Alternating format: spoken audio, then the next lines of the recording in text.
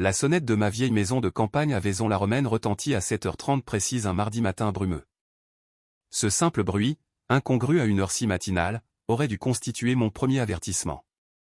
Dans cette région paisible de la Provence, personne ne sonne aux portes si tôt, à moins d'avoir quelque chose de désespéré à vendre ou de terribles nouvelles à annoncer. J'ai posé ma tasse de café fumant sur la table en chêne massive de la cuisine, ajusté mon gilet, et je me suis dirigé vers l'entrée, m'attendant à un livreur matinal. En ouvrant la lourde porte en bois, je ne trouvais pas de colis. À la place, je me retrouvais face à 2 gendarmes et un fantôme. Le plus âgé, dont l'insigne indiquait « Adjudant-chef Rivière », adopta ce ton prudent et mesuré que les forces de l'ordre utilisent lorsqu'elles pensent que vous pourriez tenter de fuir ou de faire une bêtise. « Monsieur Pierre ? Nous devons parler de votre petite fille, Manon. » Derrière eux, se tenait Sandrine, la veuve de mon fils Stéphane, la femme qui s'était volatilisée 9 ans plus tôt comme une volute de fumée emportée par le Mistral. Des larmes ruisselaient sur son visage, de ces larmes parfaites, manifestement répétées devant un miroir pour obtenir l'effet dramatique maximal. J'avais passé 40 ans de ma vie en tant qu'expert comptable, apprenant à repérer les écritures frauduleuses dans les grands livres de comptes. Les larmes frauduleuses n'étaient pas très différentes. Une incohérence dans le bilan émotionnel. Mon bébé. Sanglota Sandrine, tendant les bras par-dessus l'épaule des gendarmes comme si elle passait une audition pour un drame télévisé de l'après-midi. Où est mon bébé ? J'entendis des pas légers sur le carrelage derrière moi. Manon, âgée de 13 ans désormais, prête pour le collège, apparut dans le couloir, son sac à dos sur une épaule. Elle se figea net en apercevant la femme sur le pas de la porte. « Grand-père » Sa voix était petite, incertaine, teintée d'une peur instinctive. « C'est qui » La performance de Sandrine passa à la vitesse supérieure. Elle s'engouffra presque dans l'entrée. « Manon. Oh mon Dieu, Manon. Mon bébé, c'est moi. C'est maman. » J'observai attentivement le visage de ma petite fille. Pas une lueur de reconnaissance. Et pourquoi y en aurait-il eu? Manon avait 4 ans lorsque Sandrine était partie. Aujourd'hui, elle en avait 13, et la femme à ma porte, avec ses vêtements trop chers et son air citadin, était une étrangère absolue. L'adjudant-chef Rivière poursuivit, impassible, « Monsieur, un signalement a été déposé pour enlèvement d'enfant. Nous devons tirer cette affaire au clair. » Je sentis quelque chose de froid s'installer dans ma poitrine. Pas de la panique. Non, jamais de panique. J'attendais ce moment depuis des années. Je m'y étais préparé avec la méticulosité d'un homme qui a passé sa vie à équilibrer des colonnes de chiffres. Mais se tenir là, regarder Sandrine jouer la mère et pleurer alors que Manon se pressait contre mon flanc, cherchant protection, fit remonter la cruauté calculée de la situation avec une fraîcheur douloureuse. Bien sûr, adjudant-chef. Je gardais une voix égale, raisonnable, celle de l'homme honnête qui n'a rien à cacher. Je vous en prie, entrez. Cela risque d'être intéressant. Je l'ai laissé entrer dans mon salon, cette pièce aux murs de pierres apparentes où Manon avait appris à lire, où nous avions construit des forts avec des couvertures les jours de pluie, où elle avait pleuré toutes les larmes de son corps quand elle avait fini par comprendre que sa mère ne reviendrait pas. Sandrine entra comme si elle était propriétaire des lieux, ses yeux furetant partout, cataloguant chaque objet, estimant probablement la valeur des meubles anciens et des tableaux. Vieilles habitudes. Je la cherche depuis des années. Lança Sandrine aux gendarmes, sa voix se brisant parfaitement au bon moment. Il me l'a prise. Je suis juste parti quelques jours, et quand je suis revenu, ils avaient disparu. Je faillis rire. L'audace était impressionnante, vraiment. Si vous devez mentir, faites-le avec grandeur. Elle avait appris cela quelque part, peut-être à Lyon, dans sa nouvelle vie. Est-ce vrai? Demandai-je en m'installant dans mon fauteuil habituel, celui où je m'asseyais chaque soir pour lire des histoires à l'enfant que Sandrine avait abandonné. Adjudant-chef, je possède une documentation complète. Les papiers de tutelle légale, les ordonnances du tribunal, tout a été correctement déposé auprès de l'État et du tribunal de grande instance. Voulez-vous les voir? L'expression du gendarme changea subtilement. Il s'était attendu à un kidnappeur, peut-être à une dispute de garde informelle et chaotique. Il ne s'attendait pas à de la paperasse administrative rigoureuse. Les larmes de Sandrine séchèrent instantanément. Ces papiers sont des faux. Il m'a piégé. Il Madame, l'interrompit Rivière en levant la main. Calmons-nous. Monsieur Pierre, ces documents sont-ils disponibles? Dans mon bureau. Voulez-vous que je les apporte ou préférez-vous m'accompagner? Rivière fit un signe de tête à son collègue qui me suivit. Sandrine resta dans le salon, essayant d'approcher Manon. J'entendis la voix de ma petite fille, tremblante mais ferme, résonner alors que je m'éloignais. S'il te plaît, ne t'approche pas de moi. Je ne te connais pas. C'est ma fille, pensai-je avec fierté. 9 ans que je l'élevais. 9 ans de spectacles scolaires, de leçons de piano, et d'éducation pour lui apprendre qu'elle n'avait pas à accepter les revendications de qui que ce soit simplement parce qu'il l'exigeait. Dans mon bureau, je sortis le dossier épais que j'avais gardé à jour et organisé. Chaque document, chaque dépôt au tribunal, chaque preuve de l'abandon de Sandrine. Le gendarme feuilleta le dossier avec une compréhension grandissante. C'est plutôt complet, dit-il. Je suis expert comptable, répondis-je. La documentation, c'est mon métier. De retour dans le salon, Sandrine était en mode victime totale. Il l'a empoisonnée contre moi. Regardez-la, elle ne reconnaît même pas sa propre mère. C'est parce que tu es parti quand j'avais 4 ans, dit doucement Manon. Elle avait peur, je le voyais à la façon dont elle agrippait les bretelles de son sac à dos, mais elle ne reculait pas. Grand-père m'a montré des photos pour que je n'oublie pas ton visage. Mais tu n'as jamais appelé. Pas une seule fois. Le gendarme lisait maintenant mes documents, son expression se durcissant. Sandrine le remarqua. Ce ne sont que des mensonges. Elle tenta une nouvelle approche. J'étais malade. J'étais traumatisé par la mort de mon mari. Madame Harrison. Commença Rivière. Madame Nicolas, corrigeai-je doucement. Elle est remariée. Elle a commencé une toute nouvelle vie à Lyon. Je souris, et je sus que mon sourire n'atteignait pas mes yeux. Comme c'est touchant qu'elle se souvienne qu'elle a une fille après tout ce temps. Qu'est-ce qui vous ramène, Sandrine? Une attaque soudaine d'instinct maternel? Son visage s'empourpra. Je vis quelque chose vaciller dans ses yeux. De la peur, peut-être, ou du calcul. Elle savait que je savais quelque chose. Elle ne savait juste pas encore quoi. Ce n'est pas fini, dit-elle, sa voix perdant son tremblement larmoyant pour devenir dure. Je suis sa mère. J'ai des droits. Non, dis-je plaisamment. Vous n'en avez vraiment pas. L'adjudant-chef Rivière me rendit mes documents. Monsieur Pierre, nous aurons besoin que vous veniez à la gendarmerie pour déposer une déclaration complète sur la situation. Madame, vous aussi. Il regarda Sandrine avec considérablement moins de sympathie qu'à son arrivée. Si vous voulez poursuivre cette affaire, cela devra passer par le juge aux affaires familiales. La mâchoire de Sandrine se serra. Bien. On se verra au tribunal, Pierre. Et on se verra aussi, mon bébé. Elle tendit la main vers Manon, qui fit un pas derrière moi pour se cacher. Après leur départ, Manon leva les yeux vers moi, ses grands yeux clairs embués. Grand-père, est-ce qu'elle va m'emmener? Je posai ma main sur son épaule, sentant le poids de chaque promesse que j'avais faite à cet enfant au cours des 9 dernières années. Aucune chance, ma chérie. Aucune chance. Mais dans mon esprit, j'avais déjà 10 coups d'avance, visualisant l'échiquier avec clarté. Sandrine n'était pas revenue par amour. Les gens comme elle ne fonctionnaient pas à l'amour. Ils fonctionnaient à l'avidité. Ce qui signifiait qu'elle avait appris pour l'argent. Et si elle pensait pouvoir revenir dans la vie de Manon après 9 ans de silence et réclamer ce que mon fils Stéphane avait laissé, elle allait apprendre une leçon coûteuse sur les conséquences. Je me préparais pour ce jour depuis 2016. Depuis le jour où je m'étais assis dans le bureau d'un avocat et où je m'étais assuré que chaque angle possible était couvert, chaque issue de secours bloquée. Sandrine voulait une bataille juridique? Elle allait en avoir une. Les souvenirs me frappaient le plus fort la nuit. Après que Manon fut allée se coucher, après avoir vérifié sa chambre 3 fois pour m'assurer qu'elle était vraiment là, vraiment en sécurité. C'est à ce moment-là que mon esprit me ramenait en décembre 2015. Cela avait commencé par un coup à la porte en fin d'après-midi, juste avant Noël. Sandrine se tenait sous mon porche, avec la petite Manon emmitouflée dans un manteau d'hiver rose, sa petite main serrant les doigts de sa mère. Pierre, je suis tellement désolé de te demander ça.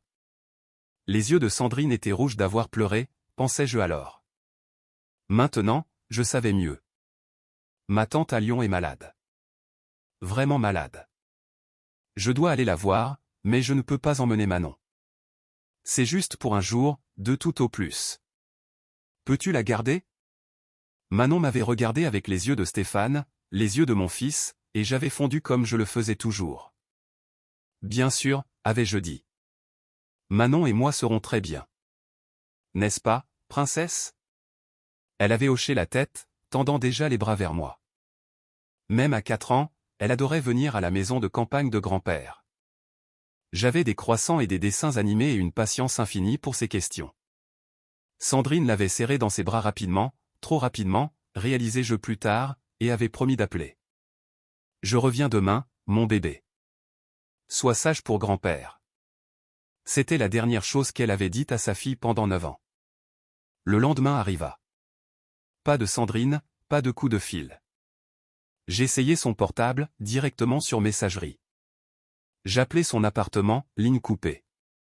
Au 3e jour, Manon demandait quand maman rentrait, et je commençais à manquer de mensonges doux. Bientôt, princesse, la tante de maman est très malade. Elle doit rester un peu plus longtemps. Au 7e jour, Manon avait cessé de demander. Au 14e jour, j'avais engagé un détective privé. Le rapport arriva en janvier. Sandrine Harrison avait déménagé à Lyon avec un homme nommé Nicolas. Nouvel appartement, nouveau travail, nouvelle vie. Le détective avait inclus des photos. Sandrine et Nicolas dans un bouchon lyonnais, riant aux éclats. Sandrine à une fête du Nouvel An, un verre de vin à la main. Sandrine postant sur les réseaux sociaux à propos de « nouveau départ ». Aucune mention d'une fille. Pas une seule. Je m'étais assis dans mon bureau, tenant ce rapport, sentant quelque chose se briser et se reformer en moi. Mon fils Stéphane était mort 2 ans plus tôt dans un accident de voiture, et j'avais regardé Sandrine lutter avec la maternité en solo. J'avais essayé d'aider, payé pour la garde d'enfants, couvert les factures, lui avais donné de l'espace pour faire son deuil. Mais j'avais manqué les signes. La façon dont elle regardait parfois Manon comme si l'enfant était une encre qu'elle voulait larguer. La façon dont elle parlait de sa vie d'avant voulant dire avant la mort de Stéphane, avant l'existence de Manon. Elle n'était pas partie parce qu'elle était traumatisée. Elle était partie parce qu'elle le voulait. Le plus dur fut de l'expliquer à Manon. Elle avait 4 ans, trop jeune pour comprendre l'abandon, trop jeune pour comprendre que sa mère avait choisi un homme plutôt que sa fille. Maman ne revient pas. Je le lui avais finalement dit en février, la tenant pendant qu'elle pleurait. Mais je suis là. Je serai toujours là. Je le promets. Elle m'avait regardé avec ses yeux, les yeux de Stéphane, confiants et effrayés. Pour toujours? Pour toujours, avais-je promis. Et je le pensais. Je me souvenais de l'avoir emmenée à son premier jour de maternelle. Sandrine aurait dû être là. Je me souvenais de son premier récital de piano. Sandrine aurait dû être là. Je me souvenais de lui avoir appris à faire du vélo, de lui lire des histoires le soir, de l'aider avec ses devoirs, d'essuyer ses larmes après les disputes dans la cour de récréation. Tous les moments que Sandrine avait échangés pour un nouveau départ et un nouveau mari. La transformation de grand-père en tuteur n'avait pas été facile. J'étais à la retraite, attendant avec impatience des années tranquilles de lecture et de jardinage. Au lieu de cela, j'ai eu des réunions parents-prof et l'apprentissage du tressage de cheveux grâce à des vidéos YouTube. Mais quelque part dans le chaos de ces premiers mois, j'avais pris une décision. Si Sandrine était partie, vraiment partie, alors je devais rendre cela légal. Protéger Manon. Protéger ce que Stéphane avait laissé pour sa fille. C'est à ce moment-là que j'avais appelé l'avocate. Maître Victoria Gray avait été pratique, efficace, minutieuse. Vous avez besoin de la tutelle légale complète, m'avait-elle dit. Mais nous devons couvrir toutes les bases. Si la mère revient un jour, elle pourrait contester. Que diriez-vous si elle renonçait volontairement à ses droits? Maître Gray avait haussé un sourcil. Si elle fait ça, vous auriez un dossier en béton armé. J'y avais pensé pendant une semaine. Sandrine avait rendu son choix clair par ses actions. Mais j'avais besoin que ce soit par écrit. J'avais besoin qu'elle dise officiellement qu'elle ne voulait pas de sa fille. Alors, j'avais demandé à Maître Gray de rédiger une lettre, une offre, revenez et soyez une mère avec du soutien et des ressources, ou renoncez volontairement à vos droits parentaux et laissez Manon avoir de la stabilité. Sandrine avait pris la deuxième option sans hésitation. Je me souvenais d'être assis dans le cabinet du notaire en juin 2016, la regardant signer les papiers. Une psychologue était là, le docteur Helen Stewart, pour certifier que Sandrine comprenait ce qu'elle faisait. « Vous êtes sûr de cela ?» lui avait demandé le docteur Stewart. Sandrine n'avait même pas cligné des yeux. « Je ne suis pas prête à être mère. Je ne l'ai jamais été. Pierre peut lui offrir une vie meilleure. » Elle avait signé de son nom, Sandrine Marie Torres. Elle avait repris son nom de jeune fille et était sortie, avait conduit jusqu'à Lyon, posté des photos d'un dîner avec Nicolas le soir même. Et j'étais resté assis là, tenant ses papiers, pensant, un jour, tu regretteras ça. Un jour, tu voudras quelque chose de Manon, et ces papiers t'arrêteront net. Je ne savais juste pas que cela prendrait 9 ans. Maintenant, debout dans ma maison silencieuse après le départ de la police, je sortis ce vieux dossier, celui que j'avais gardé prêt, chaque document, chaque preuve, chaque étape franchie pour protéger ma petite fille. Et tout au fond, dans une enveloppe scellée, le joyau de la couronne, la renonciation volontaire de Sandrine à l'autorité parentale, notariée et attestée, avec sa confession complète sur l'abandon de Manon. Elle ne savait pas que je l'avais. Quand j'avais obtenu la tutelle complète, le juge avait scellé certains documents. Sandrine avait probablement oublié qu'elle les avait signés, trop impatiente de retourner à sa nouvelle vie. Mais moi, je me souvenais. Je me souvenais de tout. Au cours de mes 40 années en tant qu'expert comptable, j'avais appris que l'arme la plus puissante dans n'importe quel conflit n'était pas l'agression. C'était la documentation. Les traces écrites, les preuves, le travail ennuyeux et méticuleux d'enregistrer chaque transaction, chaque événement, chaque vérité. Sandrine avait choisi l'émotion plutôt que la preuve, le drame plutôt que la documentation. Cela allait lui coûter tout. Je regardais la porte fermée de la chambre de Manon. Ma petite fille, ma responsabilité, l'enfant que j'avais élevé de 4 à 13 ans. À travers les larmes et les rires, les genoux écorchés et les projets scolaires. Sandrine pensait pouvoir revenir maintenant parce qu'elle avait entendu parler du fonds fiduciaire. Quel essai! J'avais passé 9 ans à me préparer pour cette possibilité. 9 ans à documenter chaque moment, chaque décision, chaque preuve que Manon était à moi pour la protéger. Sandrine voulait une bataille judiciaire pour la garde et l'argent. Parfait. Mais elle marchait droit dans un piège vieux de 9 ans, et elle ne le savait même pas. Je souris dans l'obscurité de mon bureau, sentant cette satisfaction froide s'installer dans mes os. Viens donc, Sandrine, chuchotai-je. Jouons cette partie. Voyons ce qui se passe quand l'avidité rencontre la préparation. Les pièces d'échecs étaient en place. Le plateau était prêt, et j'avais 10 coups d'avance. Février 2016. Le cabinet de Maître Victoria Gray sentait le cuir et le vieux papier, ce genre d'odeur qui vous fait penser aux contrats et aux conséquences. Elle était assise en face de moi, lisant le rapport du détective privé pour la 3e fois, ses lunettes de lecture perchées sur son nez. C'est accablant, dit-elle finalement. Une mère qui abandonne son enfant et commence une nouvelle vie à 300 km de là. Mais Pierre, vous devez comprendre. Le tribunal des affaires familiales peut être imprévisible. Les juges croient parfois aux secondes chances. Je ne veux pas de chance, lui dis-je. Je veux une certitude. Je veux que Manon soit protégée légalement, de façon permanente. Victoria se recula dans son fauteuil. Alors nous devons être méthodiques. Tout documenter. Chaque appel manqué.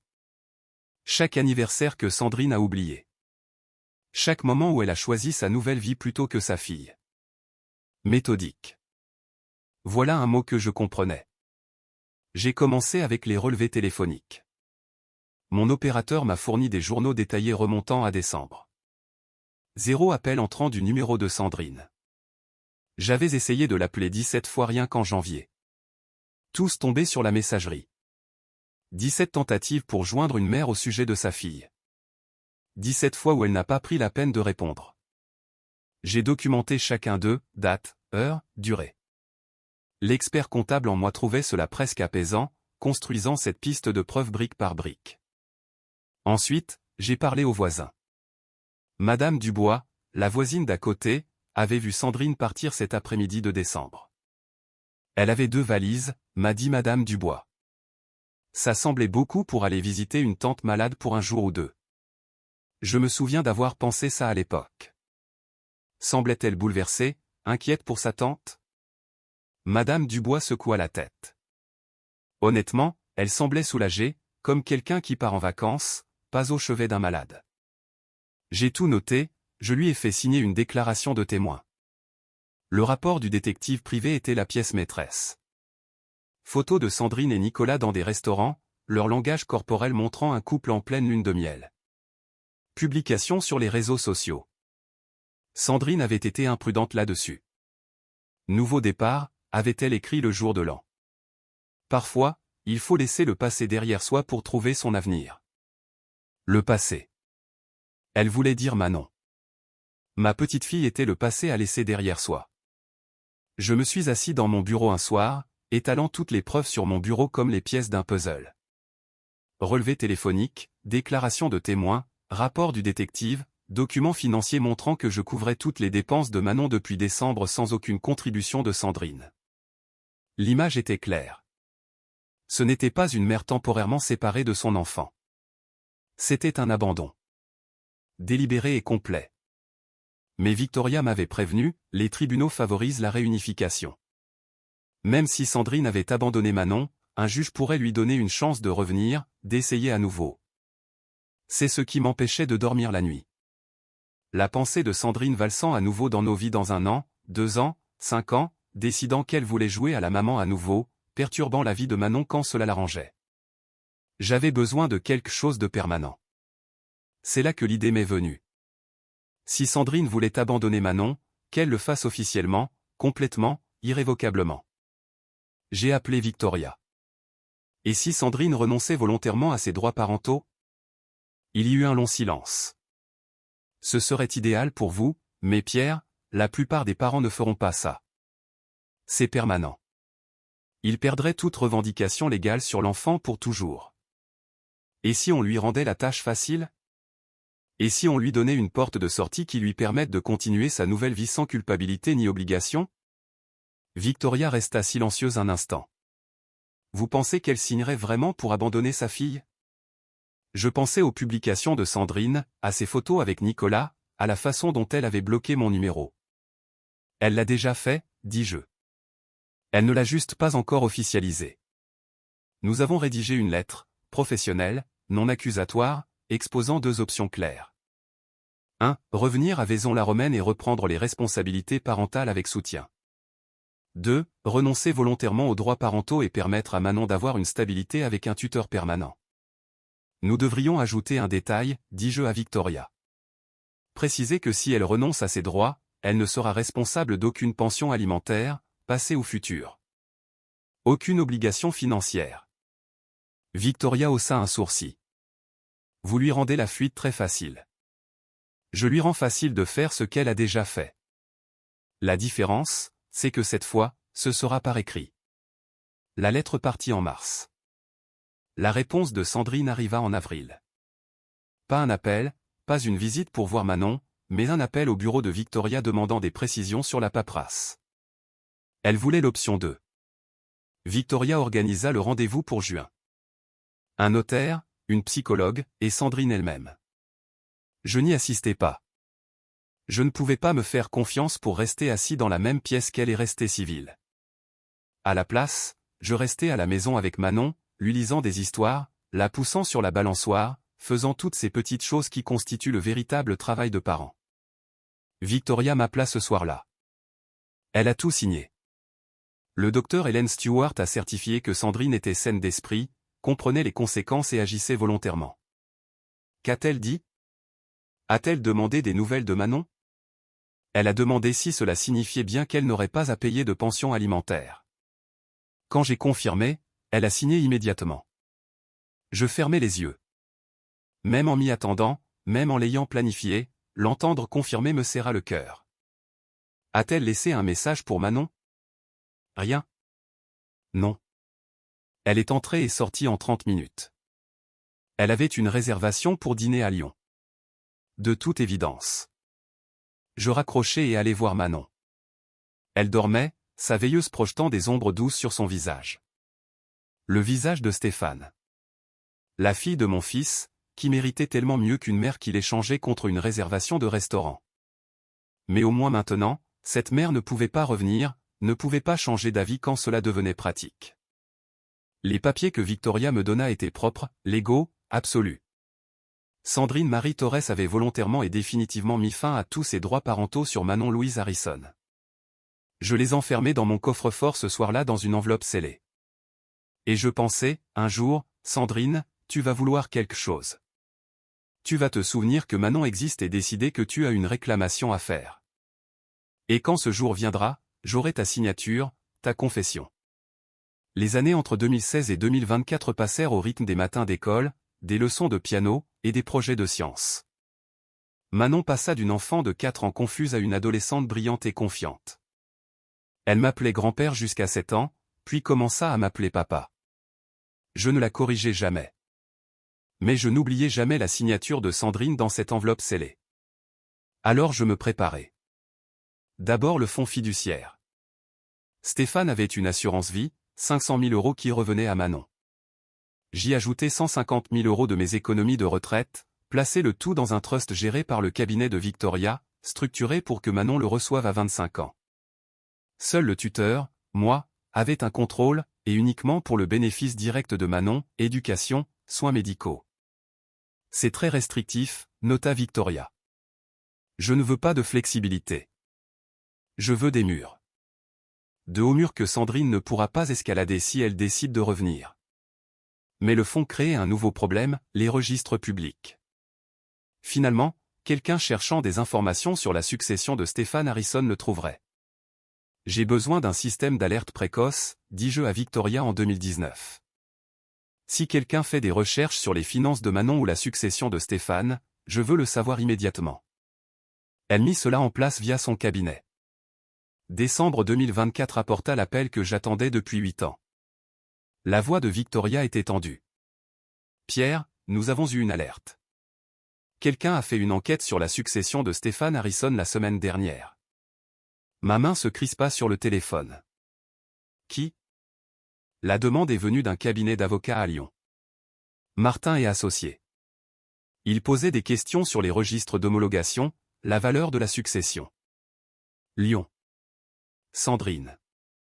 Je m'assis lourdement. Elle a découvert pour l'argent. On dirait bien. Pierre, vous devriez vous préparer si elle revient. Quand elle reviendra, corrigez-je. Ce n'est plus une question de si. Je passai les 2 semaines suivantes à me préparer. Je rencontrai Victoria pour revoir toute la documentation. Je m'assurai que l'enveloppe scellée était bien stockée. J'actualisai mon dossier sur Sandrine. Le détective privé fit une vérification actuelle. Elle et Nicolas étaient toujours à Lyon. Il avait changé 2 fois d'emploi en 8 ans. Elle travaillait dans le commerce de détail. Ils avaient déménagé 3 fois, toujours pour plus petit. Problème d'argent, probablement. Nicolas avait un historique de jeu qui ne s'était pas amélioré. Je répétais des conversations avec Manon. Rappelle-toi, si ta mère te contacte un jour, je dois le savoir immédiatement. Pourquoi elle me contacterait? Demanda Manon. Elle avait 13 ans, assez grande pour supporter une part de vérité. Parce que les gens veulent parfois des choses qu'ils ont abandonnées. Si elle revient, ce ne sera pas parce qu'elle se soucie soudainement de toi. Ce sera parce qu'elle veut quelque chose. Manon hocha la tête. Elle était intelligente. Le jour de l'an 2025, je m'assis dans mon bureau et écrivis une chronologie. Que se passerait-il si Sandrine revenait? Elle ne pouvait pas plaider l'ignorance. Elle avait signé des papiers. Mais elle pouvait prétendre que je l'avais manipulée. Elle pouvait prétendre qu'elle était en dépression. Et si elle tombait sur un juge compatissant? Non, je ne pouvais pas laisser cela arriver. Je sortis l'enveloppe. C'était une confession. L'astuce était le timing. La révéler trop tôt et elle retirerait sa plainte. La révéler trop tard et elle pourrait gagner de la sympathie. Non, je devais la laisser raconter son histoire.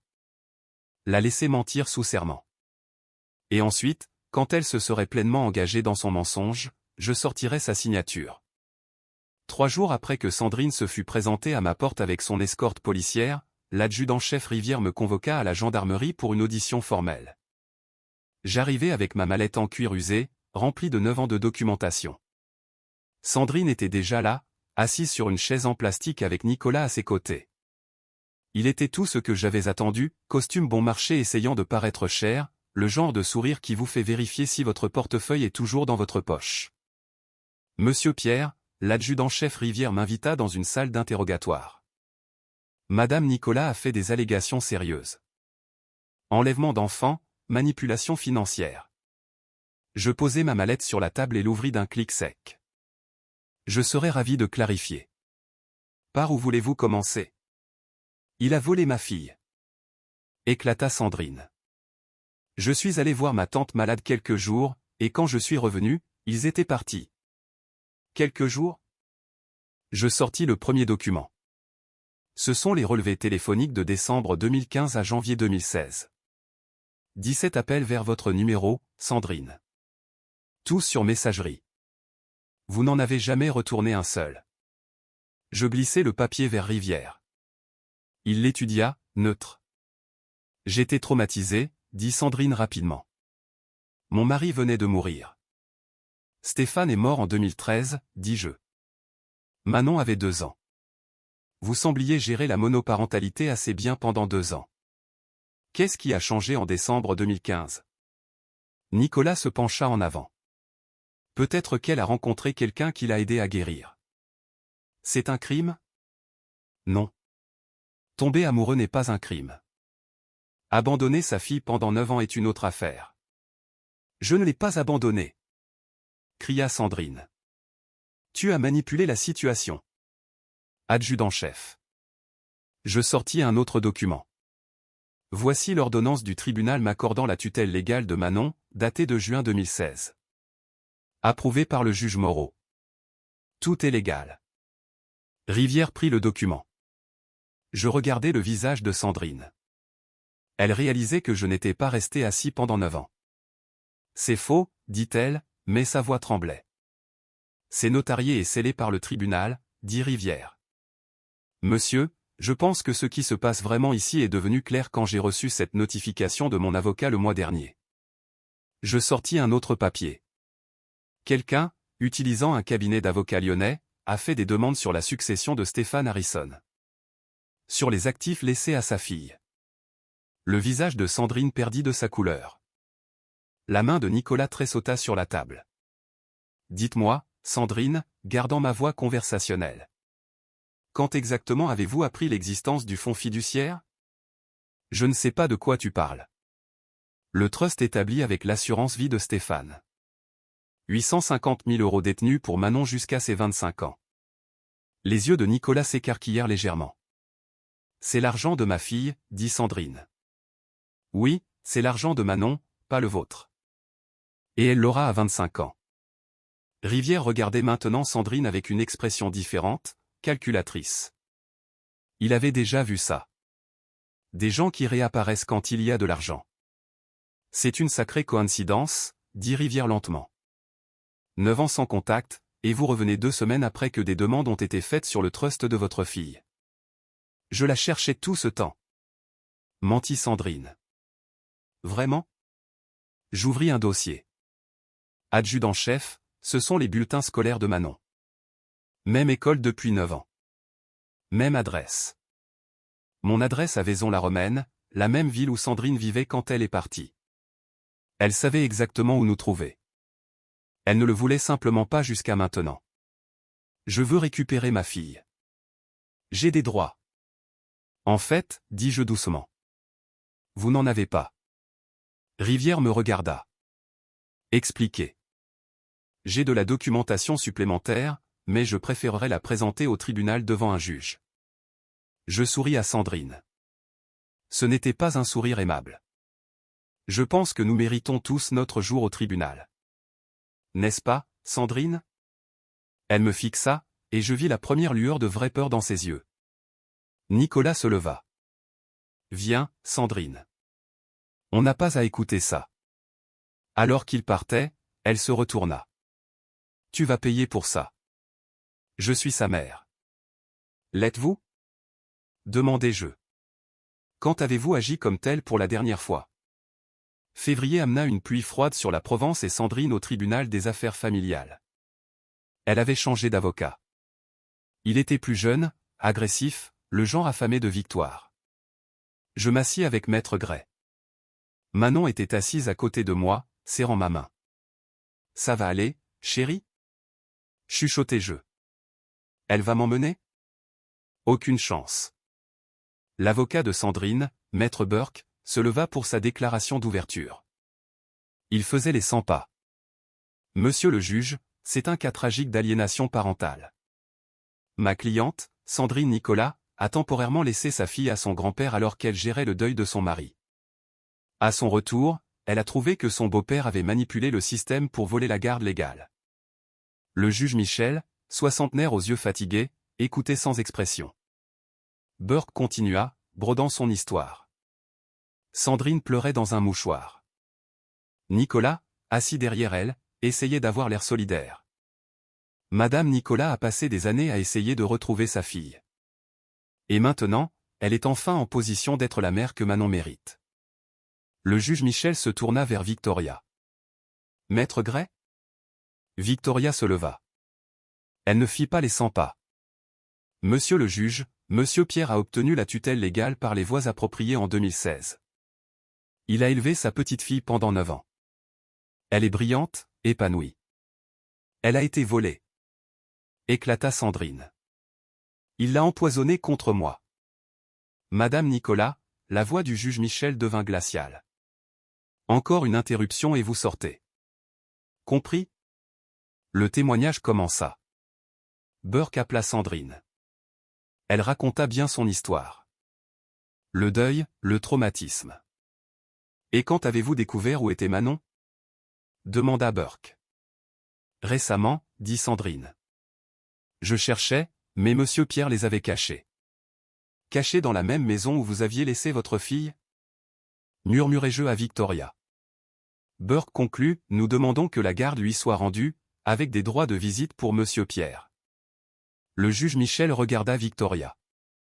Votre client souhaite répondre? Oui, monsieur le juge. Je me levai, plongeai la main dans ma mallette, et sortis l'enveloppe brune que j'avais gardée scellée pendant 9 ans.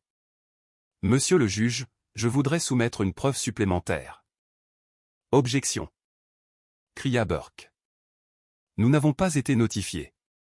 Elles font partie du dossier de tutelle original, dit Victoria. Scellé par ordonnance en 2016. Monsieur Pierre demande qu'elle soit décellée. Le juge fit signe d'approcher. Il prit l'enveloppe, examina le sceau, puis l'ouvrit. Je surveillai son visage. À la première page, un léger froncement de sourcils. À la deuxième, son expression se durcit. À la troisième, il regarda Sandrine avec mépris. Madame Nicolas, savez-vous ce qu'il y a dans ce document? Non, monsieur le juge. Elle ne le sait pas. Pas encore, dis-je. Le juge Michel se rassit. Il était en colère. Ceci va être lu pour le dossier. Maître Burke, vous allez vouloir entendre ça. Il commença à lire, sa voix implacable. Renonciation volontaire à l'autorité parentale. Sandrine Marie Torres, datée du 15 juin 2016. Le silence dans la salle d'audience était total. Le visage de Sandrine devint blanc. Burke se tourna vers elle, stupéfait. Je, Sandrine Marie Torres, renonce volontairement et définitivement à tous droits parentaux sur ma fille, Manon Louise Harrison. Ce document est signé en présence d'un notaire et du docteur Helen Stewart, psychologue agréé, qui certifie que je suis saine d'esprit et comprend la nature permanente de cette action. Sandrine émit un son étranglé. Le juge tourna la page. Et ici, nous avons une déclaration personnelle. Je reconnais avoir volontairement laissé ma fille Manon à son grand-père le 10 décembre 2015 en prétextant visiter une tante malade. C'était faux. Je suis partie car je n'étais pas prête à être mère et voulais commencer une nouvelle vie avec Nicolas à Lyon. Je n'avais pas l'intention de revenir. Le silence était absolu. Sandrine pleurait, mais de honte et de rage. Nicolas avait la tête dans les mains. Madame Nicolas, dit le juge, sa voix comme de la glace. Est-ce votre signature? Sandrine ne pouvait pas parler. Elle hocha la tête, anéantie. Vous avez abandonné votre fille de 4 ans et renoncé légalement à tous vos droits. Et maintenant, 9 ans plus tard, après avoir découvert qu'elle a un fonds fiduciaire de 850 000 €, vous voulez soudainement être mère à nouveau? Je l'aime. Tu ne la connais même pas. Cria Sandrine. Tu ne connais pas ma couleur préférée, dit Manon, se levant. Tu ne sais pas en quelle classe je suis. Tu ne sais rien de moi. Mon bébé. Ne m'appelle pas comme ça. Je ne suis plus ton bébé depuis que j'ai 4 ans. Le juge Michel posa les papiers. J'en ai assez vu. La cour se réunira demain matin à 9 h pour les arguments finaux et le jugement. Je vous suggère d'utiliser ce temps pour considérer si vous voulez vraiment continuer cette farce. En sortant, j'entendis Nicolas siffler à Sandrine, ce document doit être faux. Dis-leur qu'il t'a forcé. Je souris. Qu'ils essaient. Le lendemain matin, Burke avait l'air d'avoir passé une nuit blanche. Ils avaient concocté quelque chose. Monsieur le juge, commença Burke, ma cliente se souvient maintenant que monsieur Pierre l'a menacée en 2016. Il lui a dit que si elle ne signait pas, il détruirait sa réputation. Elle s'en souvient maintenant, après 9 ans? Demanda le juge, sceptique. Le traumatisme peut supprimer des souvenirs. De plus, nous avons le témoignage de Nicolas sur le contrôle financier de monsieur Pierre. Nicolas se leva. J'ai appelé Harrison en 2023. Il m'a dit de rester loin où il y aurait des conséquences. Je me levai. C'est faux, monsieur le juge. Je tiens des registres méticuleux. Si monsieur Nicolas avait appelé, il y aurait une trace. Il n'y en a pas car l'appel n'a jamais eu lieu. Victoria se leva à son tour. Monsieur le juge, concernant la menace présumée, nous avons la lettre envoyée en 2016. Elle offre 2 choix, revenir avec du soutien, ou partir. Aucune menace. Le juge lut la lettre. Il n'y a aucune coercition ici. Madame Nicolas, avez-vous signé volontairement? Il ne m'a pas laissé le choix, murmura Sandrine. Il vous a donné 2 choix. Vous avez choisi celui qui vous permettait de partir sans culpabilité. Après une brève pause, le juge demanda à parler à Manon en privé. 20 minutes plus tard, ils revinrent. Le visage du juge Michel était dur comme du granit. J'ai eu une conversation très éclairante avec Manon. Elle m'a parlé d'une rencontre la semaine dernière devant son collège. Les yeux de Sandrine s'écarquillèrent. Durant cette rencontre, continua le juge, monsieur Nicolas a demandé à Manon, combien d'argent ton père t'a laissé? La salle d'audience se figea. Nicolas devint livide. C'est un mensonge. Asseyez-vous. Tonna le juge. Manon n'a aucune raison de mentir. Vous en avez 850 000. J'appelle maintenant les services sociaux. Madame Anderson, l'assistante sociale, témoigna que Manon était épanouie et que tout changement de garde serait désastreux. Le lendemain matin, le verdict tomba. La renonciation aux droits parentaux de 2016 est valide et permanente. Sandrine Nicolas n'a aucun droit de garde. La tutelle de monsieur Pierre est confirmée. De plus, compte tenu de la nature frivole et de mauvaise foi de cette procédure, je condamne Sandrine et Nicolas à payer les frais de justice de monsieur Pierre, soit 15 000 €. 15 000. Nous n'avons pas. Commença Nicolas. Alors trouvez-les. L'audience est levée. Le marteau tomba. Sandrine poussa un cri de rage. Nicolas la tira par le bras. C'est de ta faute. Tu avais dit que ce serait de l'argent facile. Ils sortirent en se disputant. L'adjudant-chef Rivière vint me serrer la main. Désolé d'avoir douté, monsieur Pierre. Cette petite a de la chance de vous avoir. C'est moi qui ai de la chance. Nous sortîmes sous le soleil de Provence. Manon tenait ma main. C'est vraiment fini, grand-père? C'est vraiment fini. Elle ne peut pas revenir. Nous montâmes dans ma vieille Citroën 2CV.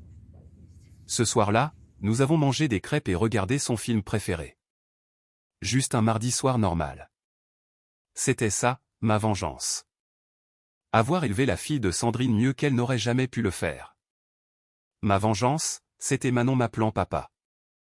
Ma vengeance, c'était 9 ans de souvenirs que Sandrine n'aurait jamais. Et ça, c'était la justice.